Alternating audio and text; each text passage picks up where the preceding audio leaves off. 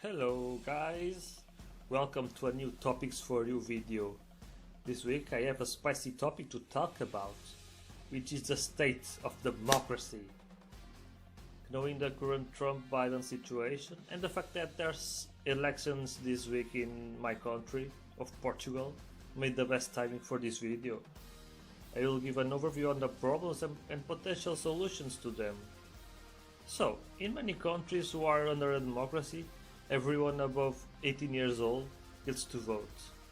This is done because adults have the responsibility, they have the knowledge on what each contender can bring to the table as a leader. They have a more experienced view on what a leader is than a child or a teenager. But do they really? We live in a time where social media influences the society. This is evident in this context. Different TV stations bringing out contenders to debate against each other, promoting different people at different timings. The most famous ones usually stay on the side. The least famous ones, The least famous ones usually stay on the sidelines. About the debates, when they end, usually the journalists talk about who won, as if this was a mere competition. Yes, technically it is a competition, because each candidate is trying to win the elections. Besides, if they reach a consensus on who won the debate, whoever is listening, subconsciously they may end up thinking that the candidate who won is better than the other.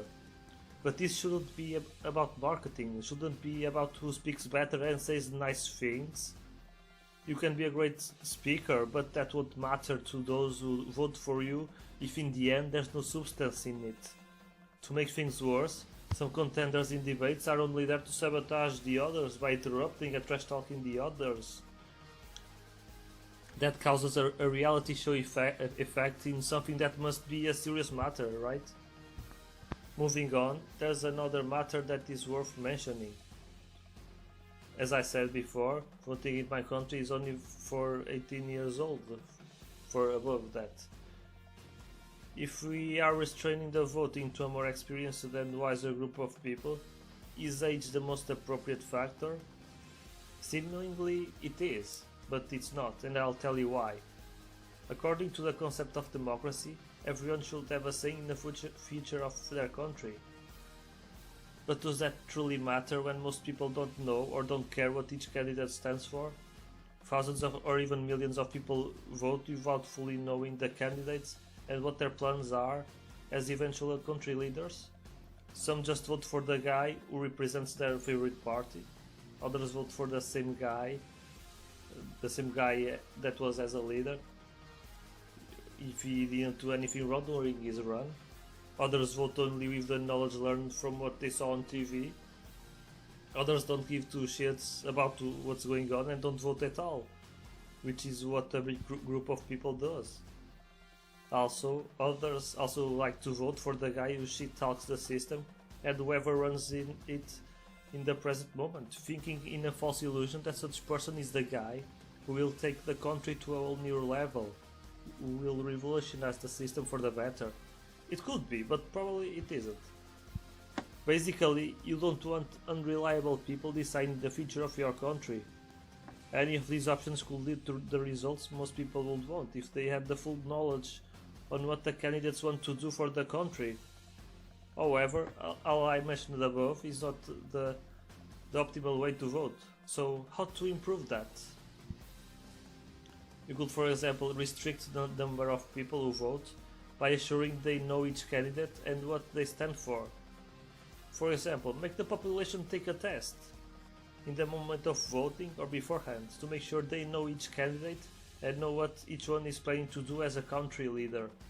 Could be a multiple choice test, for example. Each candidate could sum up their intentions in a few lines, and then each person will have to pick which paragraph corresponds to each contender. If we fail in corresponding, let's say 40% of that, then you don't know what the intentions of each candidate is. So you would be an unreliable person to vote. You wouldn't be fully aware of what everyone wants to do.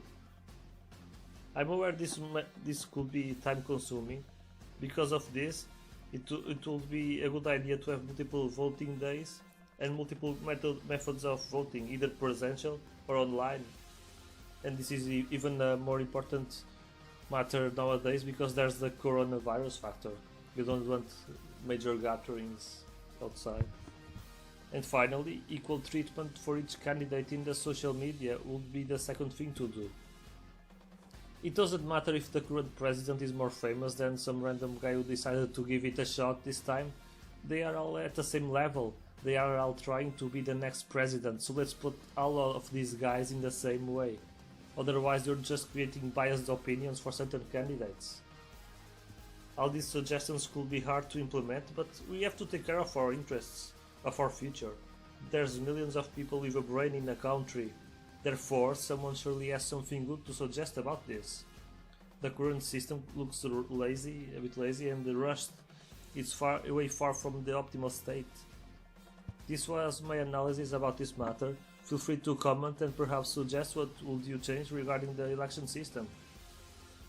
Goodbye and enjoy!